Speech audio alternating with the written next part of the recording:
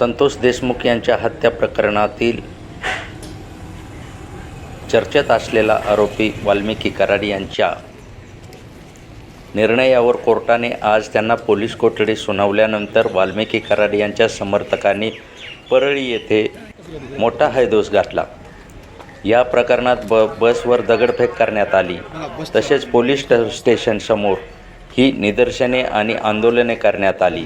तसेच एका महिलेने अंगावर पेट्रोल देखील ओतून घेतले। असे प्रकार परळीमध्ये सुरू झालेले आहेत।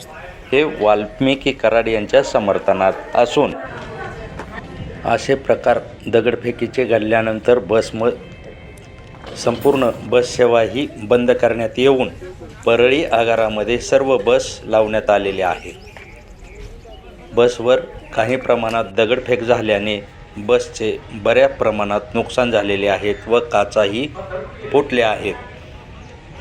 पुढील आदेश येईपर्यंत सर्व बस बंद ठेवण्याचेही आदेश दिले आहेत। या प्रकारामुळे परळी येथील बस स्थानकामध्ये उपस्थित असलेल्या प्रवाशांमध्ये मोठी तारांबळ उडाल्याचेही दिसून आले।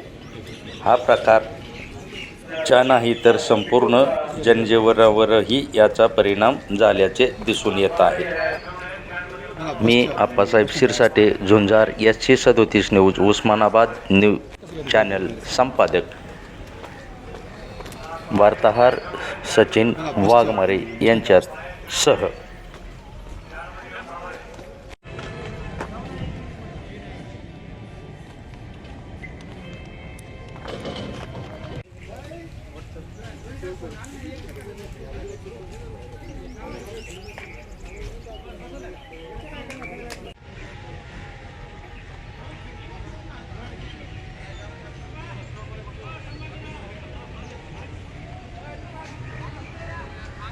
बसचा प्रवास सर्वात सुरक्षित आहे।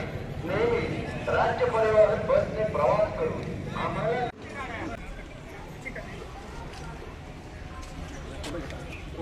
गाडी